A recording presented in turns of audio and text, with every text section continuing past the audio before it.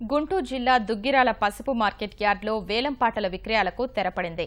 5 దశాబ్దాలకు పైగా సాగిన ఈ పద్ధతికి మంగళంపాడి ఈ ట్రేడింగ్ ను తెరమీదికి తీసుకొచ్చారు. ప్రత్యక్ష వేలం నుంచి ఈ ట్రేడింగ్ కు మారిన తరుణంలో పసుపు మార్కెట్లో ధరలు ఆశాజనకంగా మారాయి. అదే సమయంలో ఈ ట్రేడింగ్ విధానంపై రైతుల నుంచి మిశ్రమ స్పందన వ్యక్తమవుతోంది.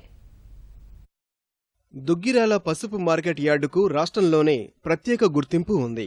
రైతులు నేరుగా తమ సరుకు మార్కెట్కు తీసుకువచ్చి ప్రత్యక్షంగా వేలంపాటల్లో పాల్గొని అదే రోజు డబ్బులను తీసుకునే సౌకర్యం ఈ మార్కెట్లోనే ఉంది. ఎవరు ఎక్కువ ధరకు పాడుతారో వారికే సరుకు ఇస్తారు.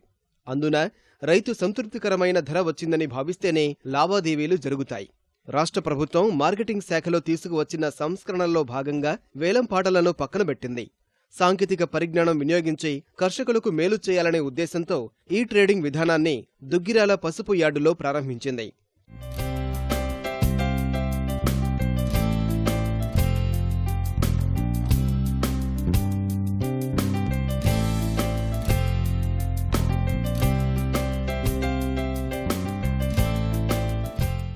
రైతులు పసుపు అమ్మకానికి పోయగానే రైతు పేరు, అమ్మకానికి పోసిన సరుకు మొత్తం, లాట్ సంఖ్యతో వివరాలను సూచికలపై యార్డు సిబ్బంది అతికించి ఉంచుతున్నారు. వ్యాపారులు వీటిని చూసుకుని నమోదు చేసుకుంటున్నారు. ఈ కొనుగోళ్లు ప్రారంభమైన తరుణంలో పసుపు ధరలు ప్రస్తుతం ఆశాజనకంగానే ఉన్నాయి. గత వారం క్వింటాలు 8,000 రూపాయలు ఉండే ధర ఇప్పుడు 9,000 రూపాయలకు చేరింది. వాయిదా పద్ధతిలో 9,500 రూపాయలకు కూడా విక్రయించారు. ఈ ట్రేడింగ్ పద్ధతిపై రైతులు సంతోషం వ్యక్తం చేస్తున్నారు. దీనివల్ల లాభాలు అనేవి ఉన్నాయి. తెలియని వాళ్ళు రకరకాలుగా అనుకుంటున్నారు. ఇవాళ ఇక్కడ 10 వ్యాపారస్తులు ఉంటారు, 15 మంది ఉంటారు, వీళ్ళే కోట్ చేస్తారు. అది ఈ ట్రేడింగ్ వలన ఏపీ మొత్తం మీద 100 వ్యాపారస్తులు వస్తారు. మనకి కాంపిటీషన్ వస్తుంది. రైతులకి కాంపిటీషన్ వచ్చినప్పుడు ఆటోమేటిక్ రూపాయి పెడతారు. మనకి సీఎం చెప్పిన మంచి పద్ధతి కనుక చంద్రబాబు చేసిన దానికి మేము కాదని అంటలేదు. ఈ ట్రేడింగ్ విధానాన్ని విజయవంతం చేయాలని చెప్పి అనుకుంటున్నాం. మాకు ఈరోజు కొత్త అనిపించినా నిదానంగా ఈ విధానం సరైనదేనని చెప్పేసి మాకు కూడా అనిపిస్తూ ఉంది. ఈ విధానం మంచిదేనని చెప్పి నా ఉద్దేశం.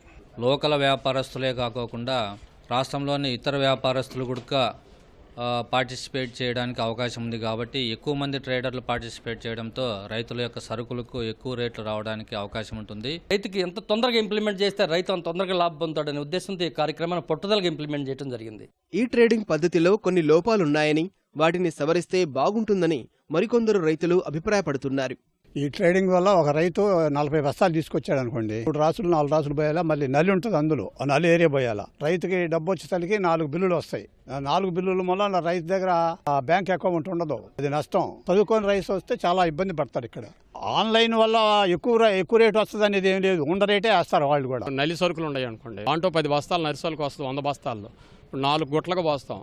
4 గుట్లు 4 వేరే, మళ్ళీ నల్లి వేరే పెడతారు.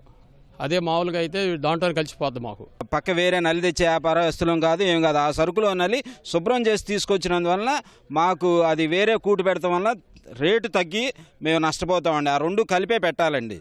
రైతుకు మంచి చేయాలనే లక్ష్యంతో ఈ ట్రేడింగ్ విధానం తీసుకువచ్చామని, అపోహలుంటే తొలగిస్తామని అధికారులు చెబుతున్నారు.